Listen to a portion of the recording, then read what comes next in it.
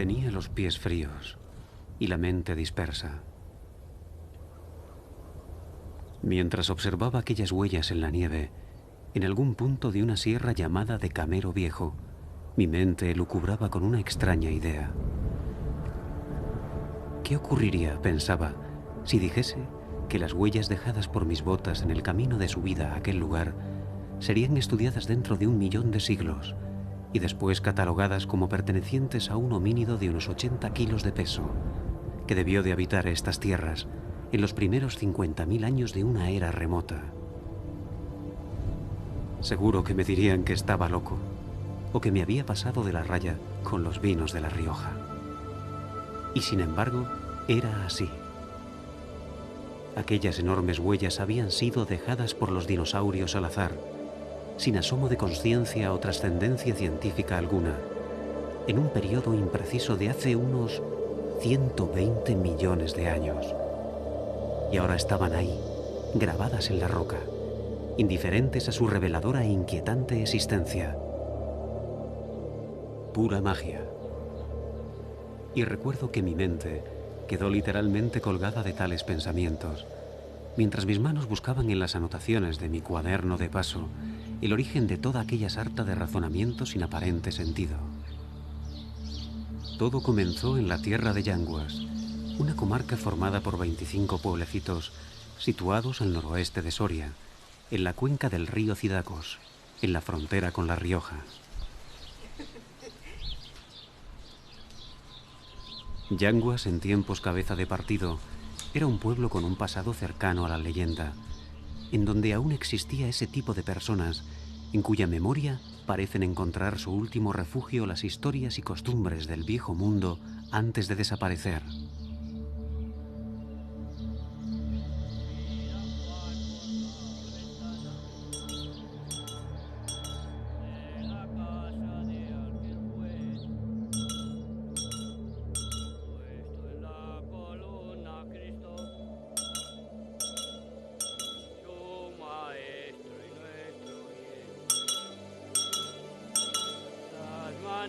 Que al cielo hicieron,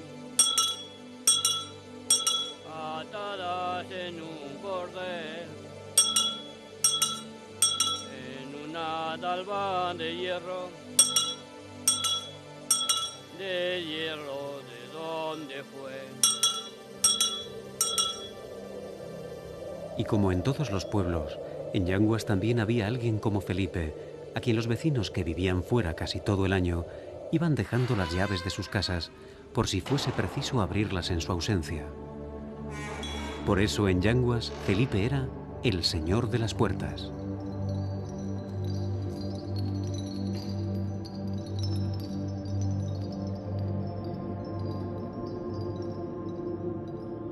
Siguiendo a Felipe al interior de aquella iglesia de finales del siglo XV, llamada de Santa María, mi mente voló tan lejos como le permitió mi imaginación, hasta los albores de la Edad Media.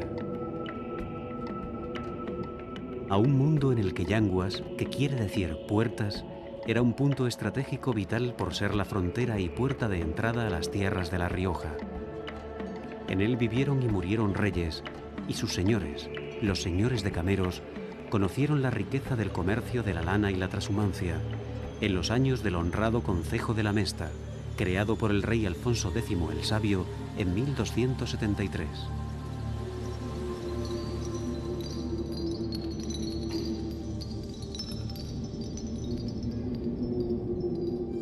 En Yanguas aún era evidente lo que pudo suponer, en aquellos años, el poder de la Mesta.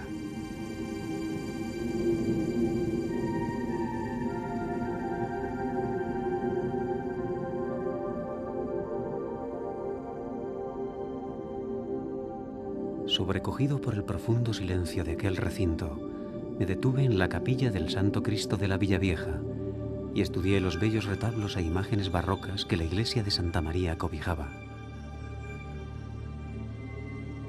Viéndolas, pensé que habían corrido una suerte que no tuvieron otros pueblos casi abandonados, cuyas obras de arte habían tenido que ser rescatadas y conservadas en el Museo Sacro de Yanguas. un museo que Felipe prometió enseñarme antes de acabar mi recorrido por aquellas tierras.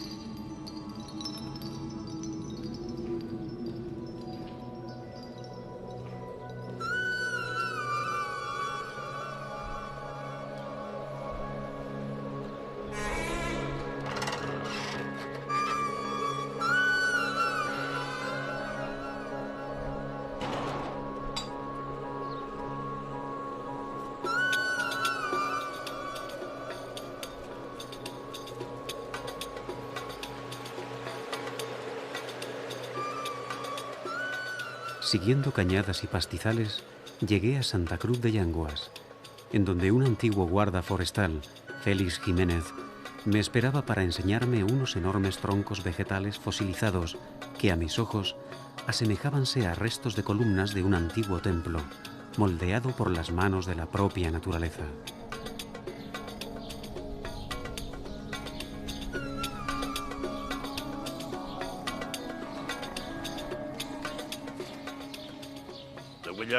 Eso lo he aprendido pues cuando tenía pues ya de 50 años para arriba. Empezaba a ver estas cosas. Antes no. Y en eso en la transhumancia pues vi muchas cosas que bonitas y muchas cosas que estaban bien en todos esos aspectos. También Félix ejerció la transhumancia de pequeño, por caminos que dejaron en su mente una forma peculiar de ver el mundo.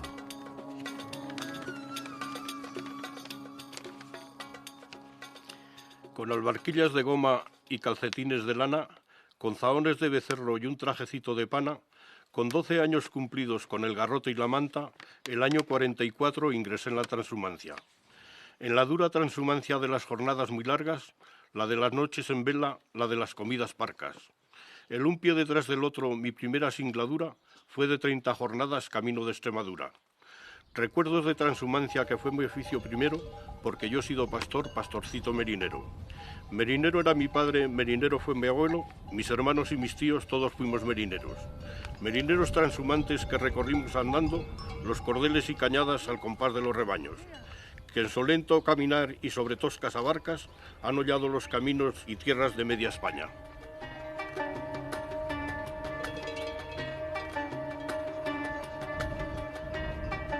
Recuerdo que comprendí su visión poética de aquellos años. Esa especie de añoranza por un mundo que ya nunca volvería. Quizás fuesen los residuos del llamado instinto migratorio, como decían los viejos pastores. Los animales, y yo creo que las personas igual, teníamos ya el instinto migratorio de marcharnos, ¿sí? A mí me ocurrió un caso. Primero que bajé un hijo allí y lo llevaba al colegio, dejé 200 allí paridas por estar más tiempo y tenía que cerrarlas en el corral para ir a llevar al hijo al colegio, porque ya me cogían el camino de la salida y un día las cogí ya que ya se habían salido de la finca y ya iban ruta donde, en que llegaba la fecha ya estaban pendientes.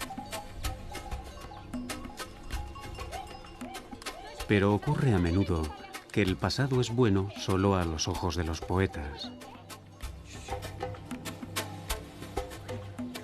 En Villartoso, Fructuoso y Benedicto me hablaron de la dureza de la transhumancia para hombres y bestias. También se hacía otra cosa, si había poca comida, se mataban parte de sobre todo las primalas, el ganado nuevo que era, se quitaba a uno y se le acoplaban 2 madres al cordero y entonces ya, pues entre cuatro tetas, como se suele decir, malo sea que no saldría adelante, si no, pues así se aseguraba uno, de la otra manera a lo mejor se morían los dos. Eran tiempos que marcaron su vida y roturaron sus rostros. Hombre, esclavo es siempre, pero si quiere ahora prospera uno un poco más. Antiguamente no bajábamos nada más que hacer el canelo. Bajamos a lo mejor 500 ovejas y a lo mejor subíamos 400 y encima malas. No se echaba de comer nada más que lo que daba Dios de sí. La decadencia de la lana en el siglo XVII culminará en 1836, con la desaparición del honrado concejo de la Mesta. Y aquellas penas del camino tuvieron que repartirse entre pastores trashumantes y emigrantes sin retorno. Oh, muy penoso me cago en... Y luego lo más malo es tener que llueva y dormir al raso y mojado y todo. Es un penoso y... ¿Qué no? Porque eso no se puede soportar. La cantidad de años que yo pude bajar ahí, me cago en Dios. Ciudad Real, Jaén, Córdoba, Sevilla y Cáceres y Badajoz, las 3 provincias las he andado. Las conozco como mejor que esto. Andás por mis pies, ¿eh?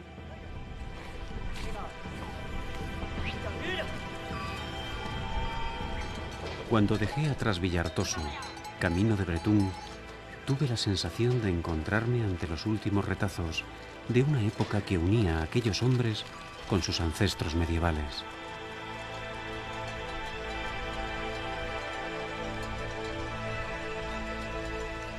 E intuía que su mundo, como el de los dinosaurios, pronto desaparecería de los montes, privando al viento y al agua de la voz de los pastores llamando a sus rebaños.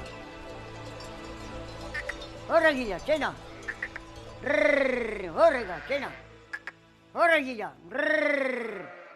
¡Orrega, chena! ¡Orrega, chena! ¿Por qué no coge un caldero? Coge un caldero con un poco pienso y se arrima aquí. A lo mejor no, pero sí.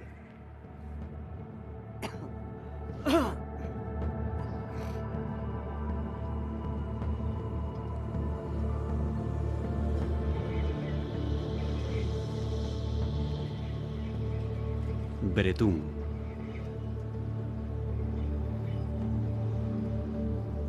En Bretún, dentro del pueblo, en el corral de la Peña, tuve al fin el esperado encuentro con las ignitas, las huellas de los dinosaurios. Un encuentro guiado por una anfitriona increíble, casi más que las propias huellas. Sara. Bueno, mira, aquí tenemos las cacas de los padres y la madre. Ahí hay una, ahí ha habido otra y aquí había otra. Las cacas, los coprolitos, que así lo aprendí, así lo digo. Esto hace poco que se sabe, porque claro, hasta que no lo han estudiado los paleontólogos, no lo sabíamos. Yo cuando lo aprendí, coprolito, lo quise apuntarlo en una piedra, para que no me se olvidara. ¿Estamos? Así es. Pues lo he aprendido, pues es apuntándolo, oyendo de los paleontólogos, de los arqueólogos, de los biólogos, exploradores, de tantas personas como han venido listas al pueblo. En 22 años, daos cuenta las personas que habrán venido y todo se ha quedado aquí. ¿Estamos? Así es. Seguía Sara por las calles de Bretún, llenas de ignitas. Aquí veis la tumba del más pequeño que hay. Ahí veis la parte del rabo, las patas, el cuerpo, el cuello y un trozo de cabeza, que falta la mitad. Y aquí hay otra huella, la larga, las dos cortas y el talón. Ya veis que es una cría más pequeña. De las 4 que hay, es la más pequeña. ¿Estamos? Ahora va a ver, mire, aquí hay uno coprolito, hay otro pequeñito y hay otro pequeñito. Y lo último de la cagada del pollito. ¿Qué le parece? Bonito, ¿verdad? Pues para que vea usted lo que hay en este pueblo. 1, 2, 3, 4 y 5. Ya ves que tenemos 5, a ver si no lo limpian. Si quiere Dios que lo limpien. A la entrada del pueblo, junto a un gran triceratops de fibra de vidrio, aprendí a estudiar ignitas, con una brocha y agua. Pues aquí ha habido, desde que ha existido Bretún, todos los ganados de todo el pueblo de Bretún. Primero sacábamos las caballerías, después sacábamos las vacas, un dulero para las caballerías y otro dulero para las vacas. Y desde aquí a la dehesa. Y por eso, pues en este sitio habría muchas, pero muchas se han destrozado con los animales. Sí. Así es.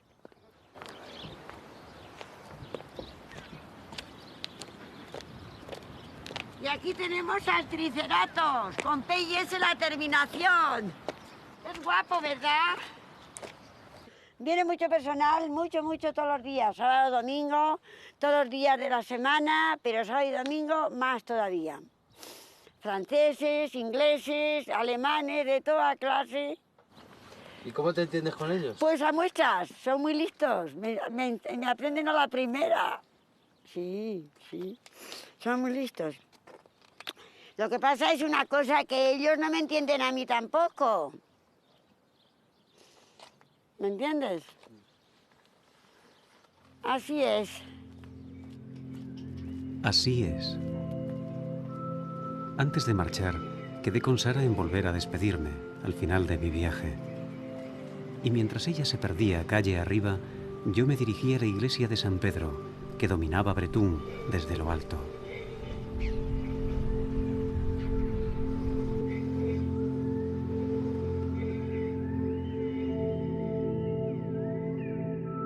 Una iglesia que pasaba desapercibida para muchos de los visitantes que llegaban al pueblo, atraídos por las huellas, y que sin embargo poseía unas extrañas figuras aztecas de aspecto demoníaco, no menos surrealistas que el mismísimo Triceratops con P y S en la terminación, como decía Sara.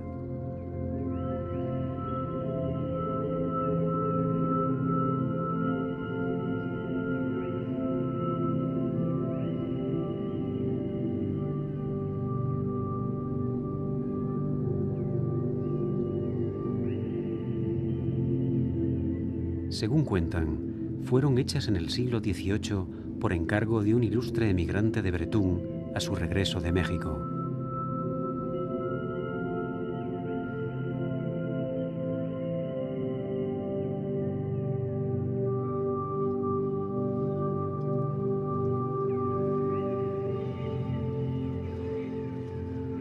Con la trashumancia desaparecieron también iglesias y pueblos, como Valdecantos, que quedaron expuestos al capricho del azar y de la lluvia.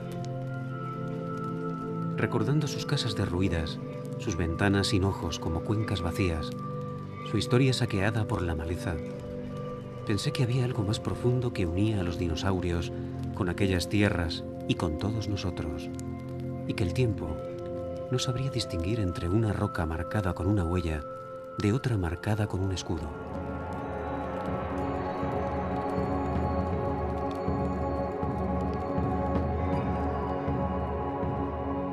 Volví a Yanguas, en donde Felipe me esperaba para mostrarme las bellas figuras del Museo Sacro, algunas de ellas pertenecientes a pueblos que ya no existían.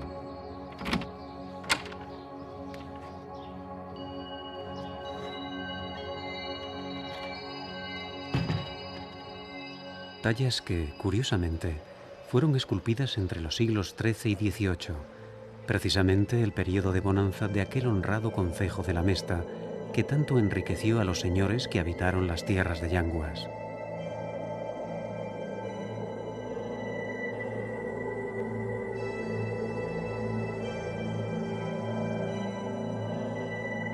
Ahora, gracias al museo, se habían librado de las garras del olvido para ser admiradas en todo el mundo a través de muestras de arte como las Edades del Hombre.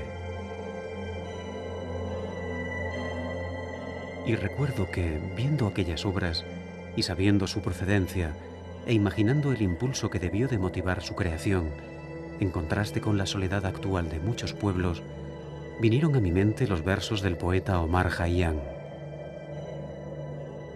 Amigo, no formules ningún proyecto para mañana. ¿Sabes siquiera, acaso, si podrás terminar la frase que vas a comenzar?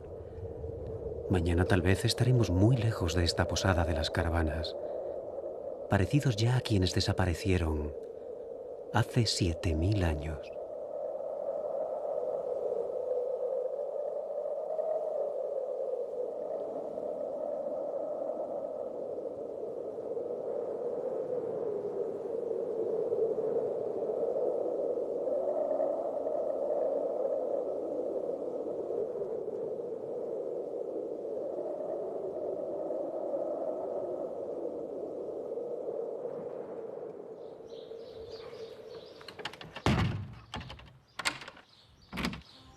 Después de dar las gracias a Felipe por el regalo, salí.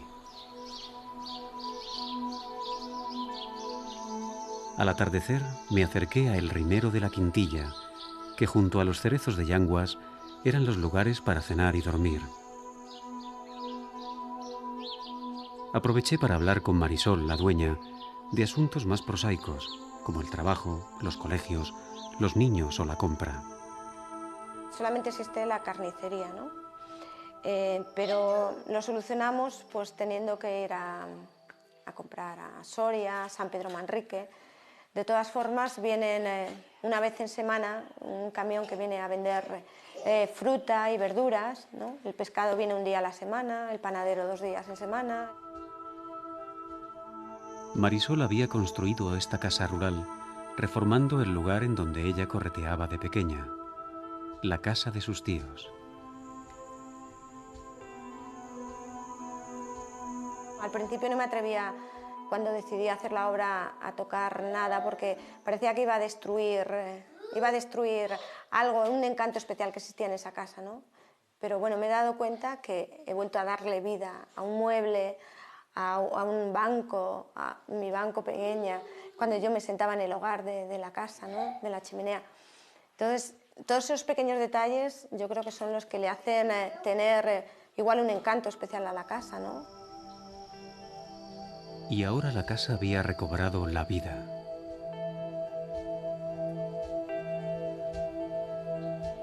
Una vida que aún le faltaba al propio Yanguas, en donde Violeta, su hija, era la única niña del pueblo. Algo muy distinto de lo que ocurría no hace mucho, en los tiempos de los padres de Marisol.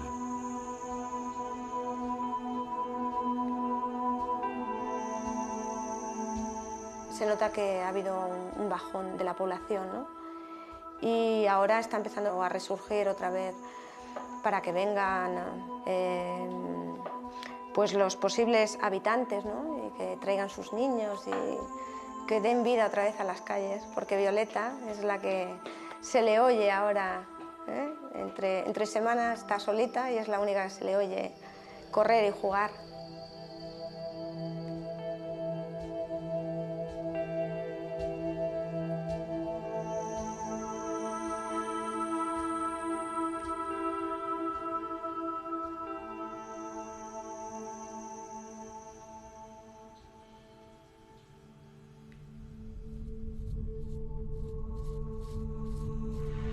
Si sigues el curso del río Cidacos, una vez pasado Yanguas, entrarás en La Rioja. Y apenas a unos kilómetros, en un enorme espacio abierto entre impresionantes montañas estratificadas, encontrarás el primer yacimiento importante de ignitas de La Rioja, el llamado de Valdecedillo, en el término de Enciso. En él se conservan multitud de rastros, conocidos desde antiguo por los vecinos de la zona que hasta hace relativamente pocos años no pensaban que se tratara de huellas de dinosaurios, sino que, según la creencia popular, pertenecían a las gallinas gigantes que habitaron antaño en estas tierras. De ello sabía mucho mi amigo Ricardo, que además de tener una casa rural en Enciso, llamada La Tahona, fue guía no solo de turistas, sino también de paleontólogos, especialmente franceses, que venían a estudiar los ricos yacimientos de ignitas de la zona. Al igual que Yanguas, Enciso era un pueblo fronterizo. De su importancia en el pasado daban fe sus 2 iglesias y el castillo del siglo X y una horca del siglo XVI, utilizada entonces para atar a ladrones y malhechores, a los que se dejaba a la vista durante días, untados de miel, para gozo de insectos, espanto de vecinos y aviso de maleantes.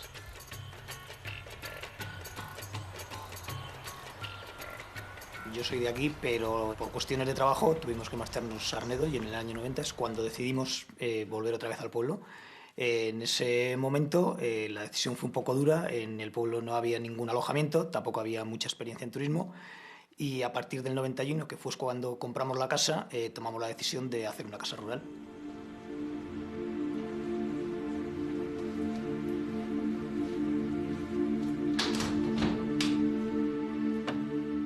Esta es una vitrina con una pequeña colección de fósiles recogidos por aquí, por la zona de alrededor. Es un trabajo de muchos años, ¿eh? Entre ellos tenemos un fósil que es muy importante, es un helecho arborescente denominado tempista riojana. Se aprecian perfectamente todas las marcas de la corteza Y luego hay otro detalle muy importante, es que es un fósil que solamente se ha podido identificar en La Rioja. Este fósil lo encontré en la ladera de una montaña que está muy erosionada y es lo que ha hecho que ellos solos hayan ido cayendo, rodando, después de desenterrarse por la erosión. Asombrado, le pregunté que cómo tuvieron la genial idea de montar aquella especie de salón, comedor, museo o lo que fuese. Pues la verdad es que a partir del momento en que hicimos la casa rural, entonces tenía ovejas, estaba todo el día en el campo. La verdad es que aquí fósiles tampoco se han recogido muchos y a medida que iba por el campo iba conociendo, me iban gustando y simplemente los iba recogiendo cuando iba a pastor y los traía para casa y de ahí surgió esta pequeña colección. No era difícil imaginar la cantidad de fósiles que podrían estar aún ocultos en la zona de La Rioja llamada de Cameros, en donde me encontraba. Incluso los yacimientos de ignitas de Enciso eran tan abundantes que algunos se encontraban pegados a la misma carretera, como era el caso de los llamados Pollales 1 y Pollales 2, que podían apreciarse literalmente desde la ventanilla del coche.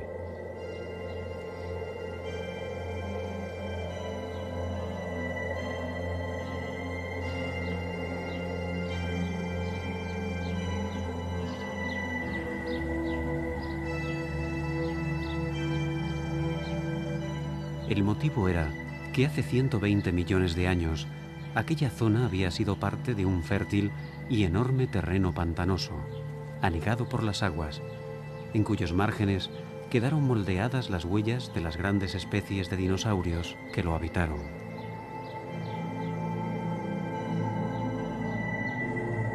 Por ello era fácil encontrar, junto a las ignitas, las grietas de desecación, también fosilizadas. De la cantidad de vida que debió de cobijar aquel mundo, hoy apenas imaginable, eran prueba evidente la gran variedad de fósiles y huellas que aparecían por doquier. Y no solo en Enciso, sino en todos los pueblos de su entorno. Y prácticamente al alcance de la mano. Un detalle así que siempre recuerdo es que mi abuelo, con 3 años, me llevaba yo nací en el Villar, y me llevaba a fiestas de Pollales y cada vez que pasábamos por el camino, él siempre me decía, mira, aquí están las pisadas de la gallina gigantes que vivieron en tiempos. Y allí ya, digamos, que empezó la relación, ¿no?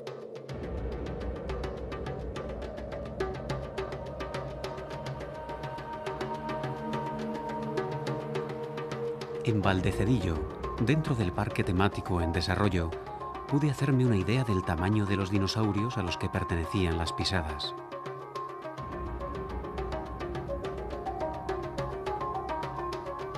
Básicamente eran de dos tipos: los herbívoros, ornípodos o saurópodos según caminasen sobre 2 o 4 patas, y los carnívoros, de 2 patas, con su característica huella de forma similar a la que dejaría la pisada de una gallina gigante.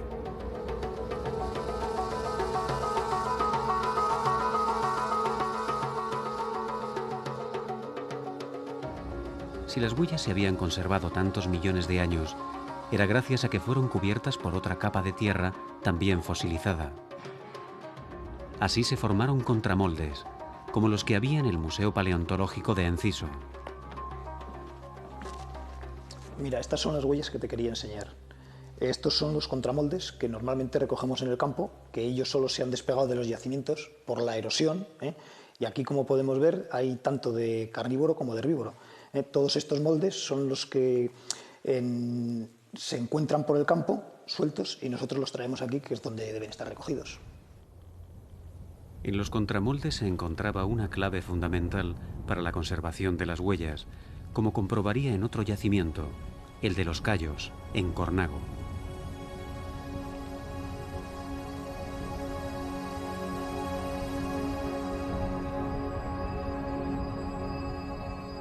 Para llegar a los Cayos, tuve que atravesar una carretera solitaria que descubre un pueblecito casi abandonado, llamado Turruncún, y un paisaje espectacular, dominado por la Peña Isasa, de la cual dicen: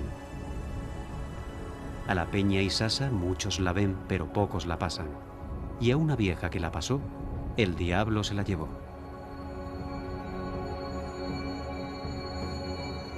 Y antes de llegar a Cornago, que quedaba a mi derecha, tras un camino teñido del color de los almendros, se encontraba el yacimiento de los Cayos.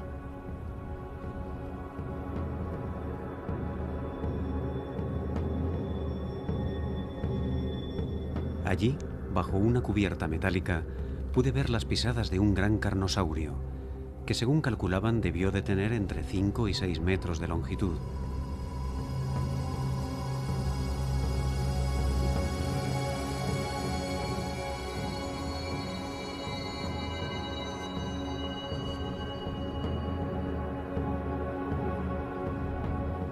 Y entonces, en la parte alta, me fijé en el efecto de la erosión sobre algunas huellas, ya semidestruidas, debido a la acción de la lluvia y del viento.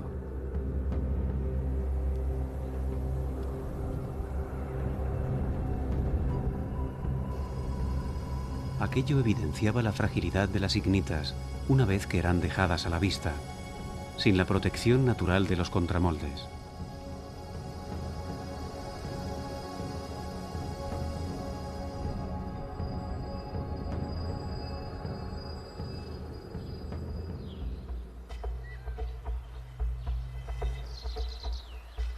Volví a comer a Enciso, al restaurante La Fábrica, un tanto obsesionado con la cuestión de que aquellas huellas, tras más de 100 millones de años, podían correr ahora un serio peligro de desaparición. Y no solo por la acción de la erosión, sino por el creciente interés que despertaban.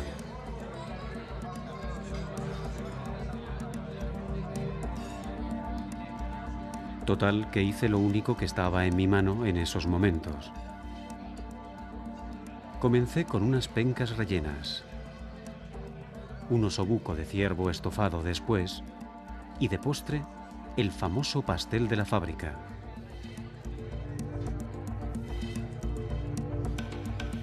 Después, más relajado, bajé a la cocina a felicitar a Marisa, y de paso, a ver si me enteraba del secreto de las pencas rellenas.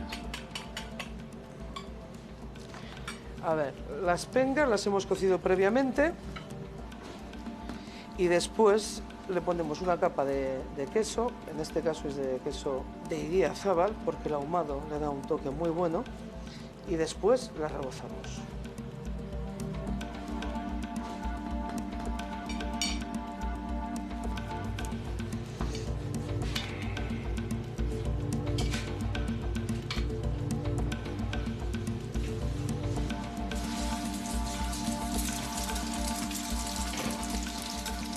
Y luego las ponemos encima de una salsa de verduras. La salsa lleva cebolla, zanahoria y pimiento del piquillo.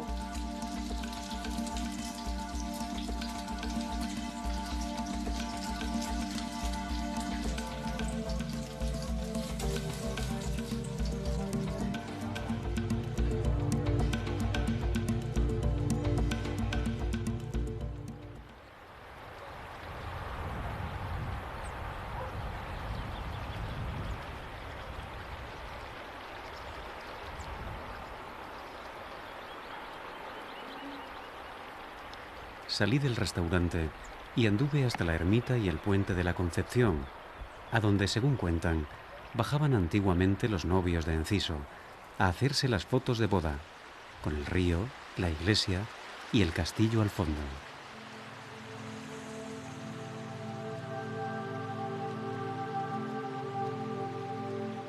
Porque el río Cidacos tenía más importancia de lo que a simple vista pudiera parecer a la gente de paso.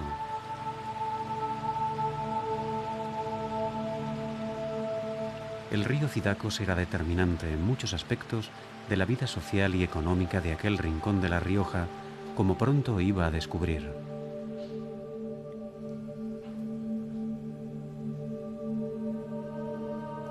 Siguiendo río abajo, antes de llegar a la carretera de Munilla, siguiente destino de mi viaje, se encuentra la fábrica de mantas de lana de Raúl Lacoste.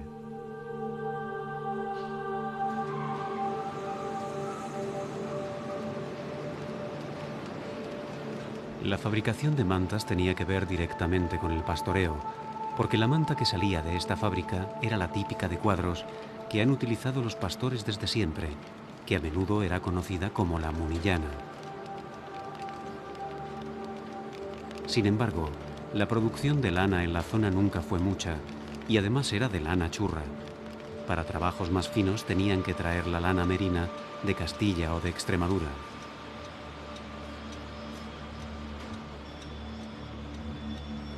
Con la decadencia de la trashumancia, las mantas pasaron a ser usadas más para otros menesteres, como cubrir los asientos del coche o ir de campo. Antiguamente la lana se utilizaba la de aquí de la zona, lo que pasa es que claro, cada día hay menos ganado y la producción tampoco es lo que había antiguamente. Entonces nosotros lo que utilizamos la traemos toda de fuera. Principalmente a nosotros nos la mandan de Valladolid, que es de la zona de Mérida, de Salamanca y toda esa zona.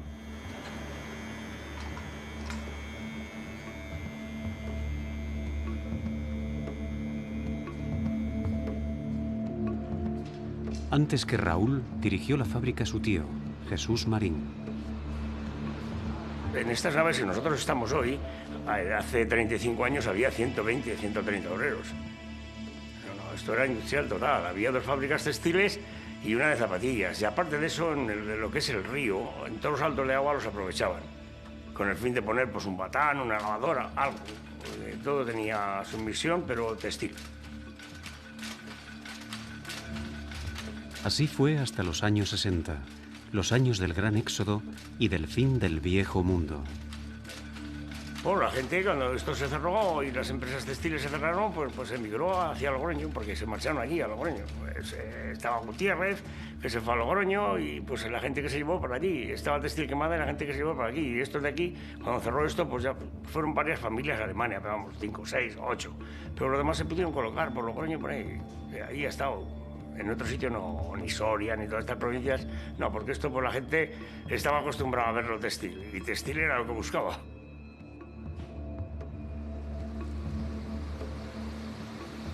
Munilla era igual, Munilla era otro pueblo exactamente el mismo que Enciso. Lo que pasa es que no ha quedado nada en ningún sitio. Todos los que había aquí grandes, pues por desgracia, pues han cerrado todos.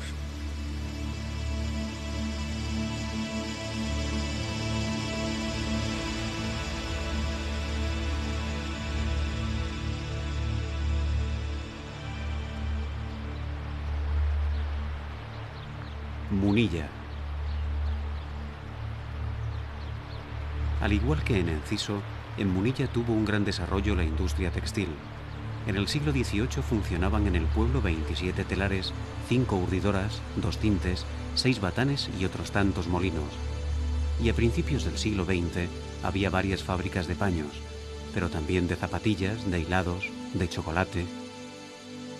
Para dar una idea de su desarrollo, solo falta decir que Munilla llegó a tener 4 escuelas, 3 peluquerías y hasta 49 establecimientos entre tiendas y tabernas. Era tal la actividad que existían 2 sociedades recreativas, más tarde unificadas, el Círculo de Munilla y la Unión.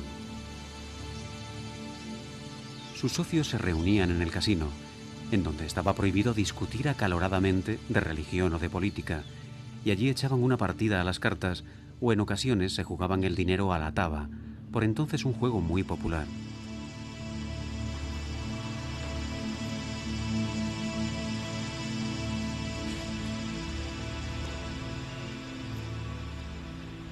En los bajos del casino había un teatro, que aún se conserva, en donde se representaban zarzuelas, comedias, y a partir de 1931, con la compra de un cinematógrafo, se proyectaban también películas todos los sábados y domingos, de 7 a 9. Estos datos tenía yo en la cabeza cuando recordé las palabras de Ricardo, de Enciso, que decía que hoy venían a tocar a 4 buitres por habitante. Porque todo el dinamismo de la vieja sociedad de Munilla se reducía ahora al puñado de personas que cabían en el bar del casino aquella noche. En total, unos 40 habitantes, mal contados.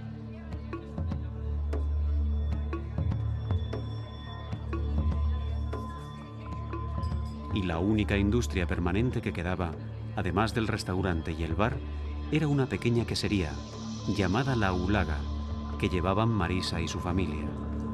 Desconcertado y perplejo, quedé con ellos para el día siguiente y salí.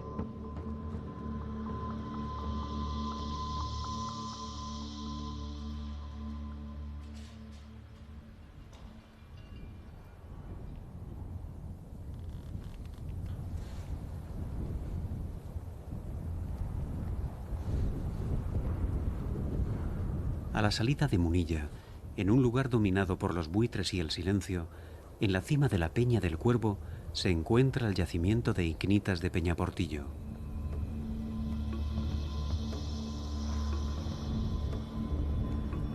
Protegidas por un cobertizo, se pueden apreciar, de derecha a izquierda, las huellas de un enorme rastro de carnívoro, así como las de otros dinosaurios de distintos tamaños, dando la idea de que el lugar debió de ser una zona especialmente fértil y con mucha agua.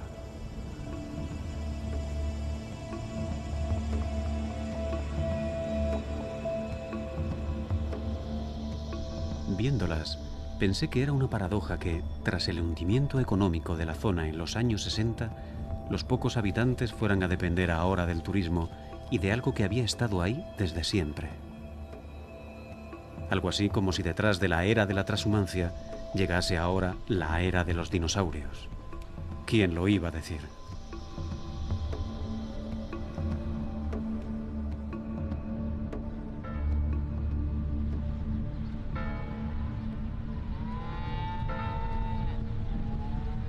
A la tarde me dirigí de nuevo a Munilla, en donde me esperaban Marisa y su marido Juan Carlos. Me interesaba su trabajo en la quesería, pero sobre todo, reconozco que sentía curiosidad por conocer cómo transcurría su vida diaria en aquella enorme soledad del pueblo. Estuvimos como una cosa de 8 años que simplemente vendíamos la leche y era una ruina. Entonces, pues teníamos que salir a trabajar por ahí. Prácticamente igual yo me encargaba de las cabras no nos daban para comer, les dábamos nosotros a ellas. Juan Carlos trabajó en la construcción, bueno, donde pillaba, ¿no? Y cuando montamos la quesería, eso sí, nos movimos por ahí, estuvimos viendo queserías y hasta que al final ya dimos con una quesería pequeñita que hay aquí en La Rioja y ya vimos esa quesería y dijimos, esto es lo que queremos montar hoy.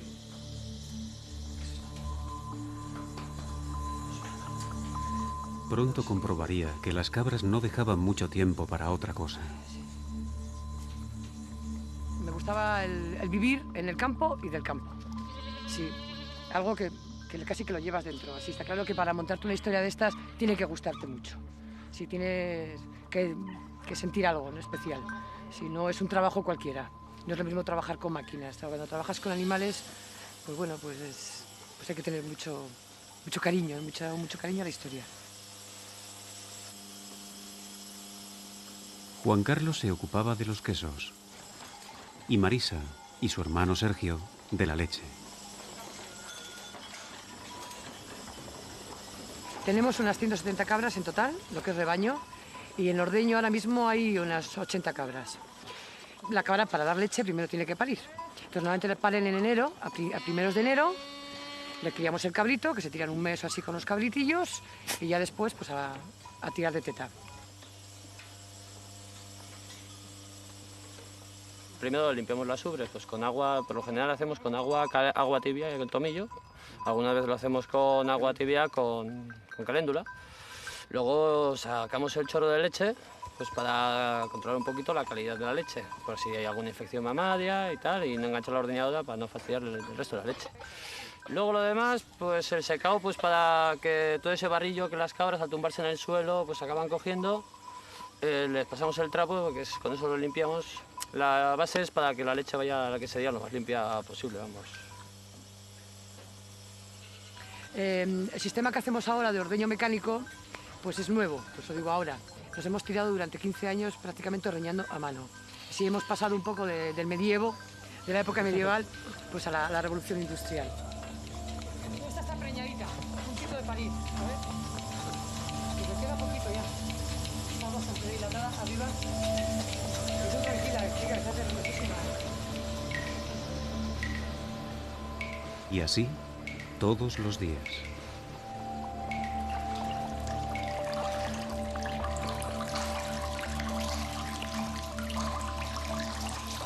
Ya en la quesería, la leche seguía un meticuloso proceso que Juan Carlos realizaba con una limpieza casi obsesiva. Echaba los fermentos, la dejaba cuajar durante 3 horas, le sacaba el suero, realizaba el espizcado con las manos y daba forma a cada queso en una cesta de mimbre. Finalmente, el queso maduraba en el frigorífico de 60 días en adelante. Es un queso que da mucho la nota, porque a la vista, hombre, pues es un queso con sus mohos, es un queso con una imagen muy agreste, ¿no? Que la gente muchas veces te dice, hombre, si parecen piedras, ¿no? Parecen panes enmohecidos o... Vamos, que la imagen que da el queso es muy diferenciada dentro del mercado. Estamos acostumbrados a ver los quesos lavaditos y emparafinados, entonces es un queso que rompe todos esos moldes. Lo que a mí me pareció es que eran ellos mismos los que rompían con todos los moldes. Porque eran ellos, al igual que Ricardo en Enciso, u otros jóvenes que había conocido en mi viaje, los que tenían en su mano la única posibilidad de futuro para todos aquellos pueblos de la cuenca del Cidacos.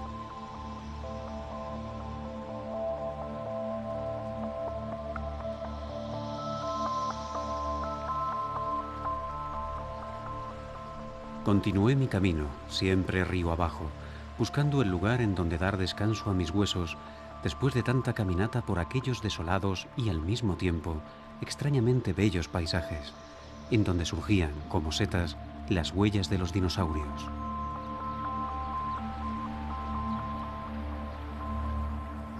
Y ahora que lo pienso, tengo que reconocer que, finalmente, el destino fue generoso conmigo.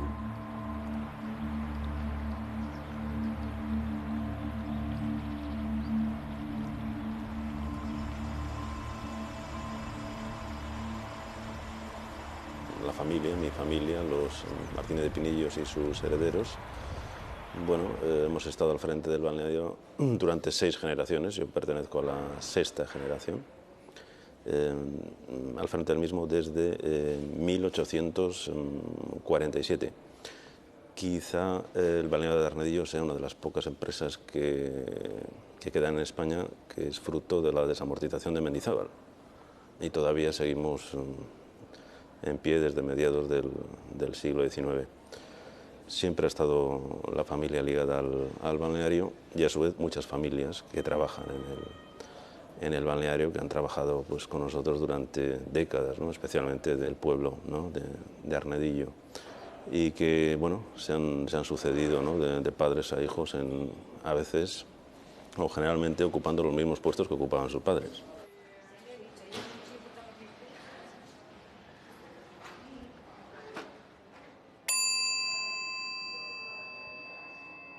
Despertar en las instalaciones del balneario Spa de Arnedillo, después de haber estado en pueblos como Enciso o Munilla, rodeado de cabras, era algo absolutamente surrealista.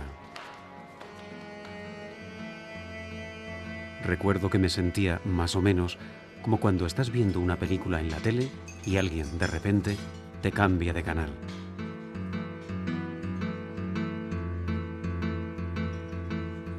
Tradicionalmente, hasta hace pocos años, estaba exclusivamente enfocado al cliente de cierta edad y que venía al balneario para beneficiarse de sus aguas y de sus barros.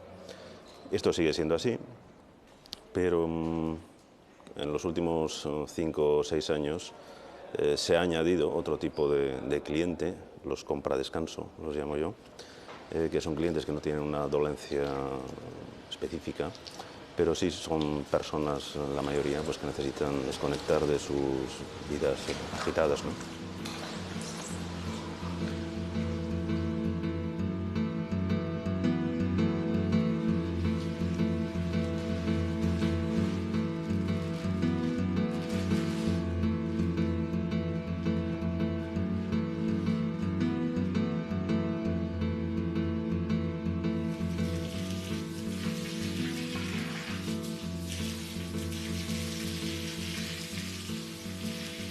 Tras el cansancio del viaje, aquello de aplicarte barros en las articulaciones, o unos chorros a presión, o sumergirte en el torbellino de unas aguas termales para, finalmente, dejar tus cansados músculos al cuidado de una especie de dedos inteligentes, capaces de detectar los males ocultos bajo la piel, todo aquello no era, desde luego, ninguna tontería.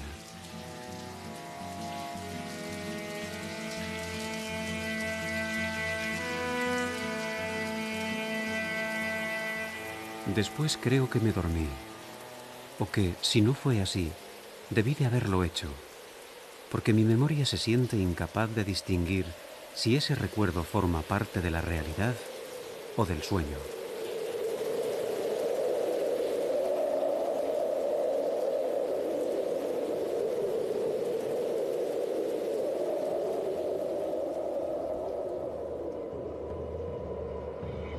Antes de marchar, y tal como habíamos quedado, volví de nuevo a Bretún a despedirme de Sara. La recuerdo en su casa, rodeada de sus plantas medicinales, sus flores secas y sus fósiles, que guardaba en la escalera dentro de una cajita. Esto es una amonite. Mira qué guapo. Qué Una bonito amonite, un benelite, una terebrátula, mira la boquita. ¿Me dejas verlo? Una rinchonela, ¿la ves? Piritas de ambas aguas, estas dos. Pero claro, tenía que enseñarte la hoja. Ten, para coger la hoja. A ver, coge la hoja. También la recuerdo en la puerta, recitando aquel rosario de nombres imposibles para demostrarme lo que había aprendido. Lo sé de memoria, ¿eh? No creas que te lo digo, te lo voy a decir de memoria ahora. Venga, a ver, dímelo. Mira, empezando por el de Enciso. El Triceratops, el Tiranosaurio Rex en Enciso. El del Villar, el Diplodocus. El de Bretún, el Triceratops. El de Santa Cruz, el Stegosaurio.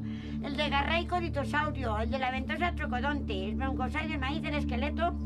Y ya no hay más que otro que no está puesto. Ay, qué pobres padres, ¿verdad, hija? Y la recuerdo al fin emocionada, hablando de sus padres. Más que mi padre. Ay, mi madre, ay, mi madre. ¿Qué dirían si te vieran ahora enseñando todo esto? Pues nada, ¿qué van a decir? Que hago lo que no hace nadie. Lo que no hace nadie, ¿eh? Por la voluntad de las personas que han venido, lo he hecho 22 años. ¿Qué te parece? ¿Lo haría alguien? No lo hacía nadie más que yo, ¿verdad que sí? ¿Verdad que sí? Lleva razón. Pues ¿qué vas a hacer? Así es la vida. ¿No me entiendes? Con aquel encuentro con Sara terminaban mis anotaciones. Cerré mi cuaderno de paso y quedé pensativo, preguntándome cómo empezaría el relato de mi extraño viaje a través de aquellas tierras con nombres de cuento, como Yanguas o Bretún, habitadas por gentes que vivían en pueblos solitarios y que sabían historias que ocurrieron hace 100 millones de años. Historias de un mundo misterioso, tan antiguo como el tiempo. Historias de cuando las gallinas gigantes dominaban la tierra. Así es.